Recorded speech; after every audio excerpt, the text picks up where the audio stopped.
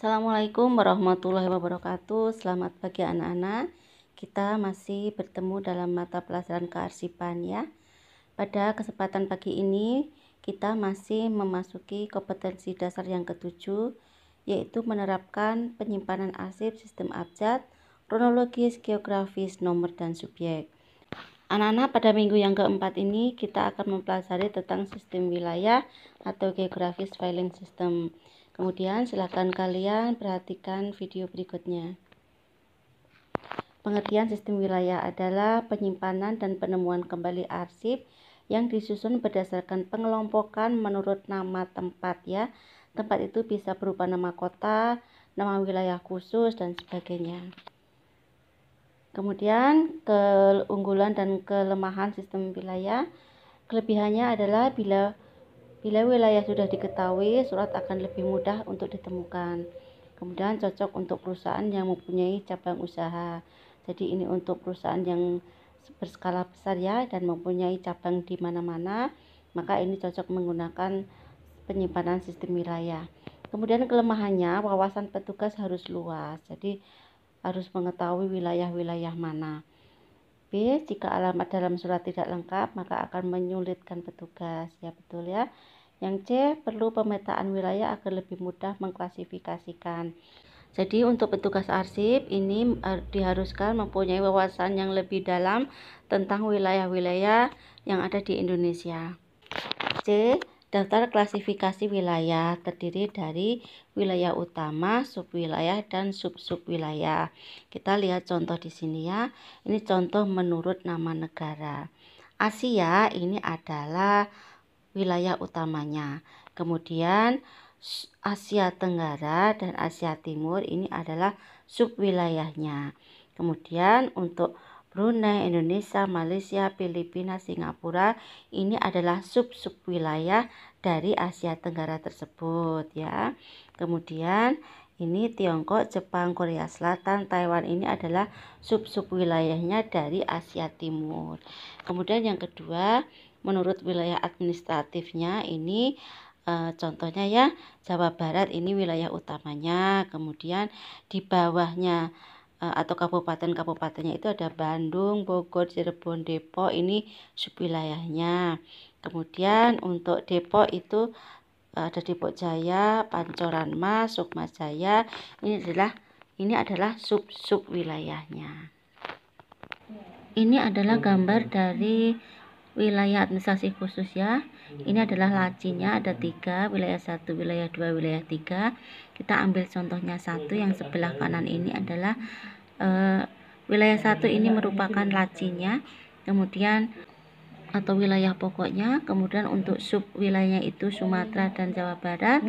Kemudian untuk sub wilayahnya ini bisa Banda Aceh, Medan, Padang, Palembang, Bandung, Denpasar, Semarang, Surabaya. Kemudian untuk wilayah 2 ini untuk Jabodetabek ini sebagai sub masalahnya ya. Kemudian Bekasi, Bogor, Depok, Jakarta, Tangerang ini sebagai sub wilayahnya. Jadi sub wilayahnya itu dimasukkan ke dalam folder-foldernya. Ini adalah filing kabinet yang memuat 3 negara-negara Asia, Afrika, dan Eropa ya. Kemudian kita ambil satu, misalkan Asia. Di Asia ini adalah lacinya. Kemudian untuk guide-guide-nya ini Asia Tenggara, kemudian Asia Timur, Asia Barat, dan sebagainya. Untuk foldernya ini nama-nama negara tadi ya.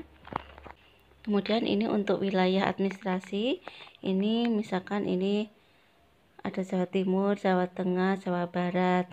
Jadi satu laci ini memuat satu provinsi. Kemudian kita ambil satu contoh, ini Jawa Barat ya. Jawa Barat ini merupakan lacinya ya. Kemudian foldernya, kemudian guide-nya ini adalah kabupaten-kabupaten yang ada di dalam wilayah Jawa Barat. Kemudian map gantungnya atau foldernya ini adalah nama-nama kecamatan yang ada di wilayah dari sub wilayah tersebut. Ini contoh surat yang menggunakan kode wilayah. Kita lihat di sini ya. Ini kode wilayahnya, ini surat dari mana, maka disimpan di sini. Maka dituliskan di pojok kanan seperti ini. Nanti untuk meletakkan ke dalam hanging folder, jadi secara horizontal seperti ini. Jadi nanti kalau kita mau menemukan surat dengan menggunakan sistem wilayah, kita tinggal mencari wilayah mana yang akan kita cari, sudah dituliskan dalam surat ini. D. Jenis-jenis peralatan dan perlengkapan dalam sistem wilayah. 1. Filing kabinet. Dalam satu filing kabinet memuat satu pokok wilayah. Jadi di dalam satu laci tersebut akan memuat beberapa sub wilayah. Kemudian di belakang sub wilayah akan memuat beberapa sub wilayah. 2.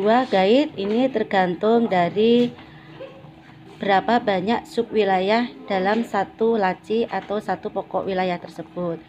Hanging folder juga demikian, tergantung dari berapa banyak sub wilayah dalam satu sub wilayah tersebut.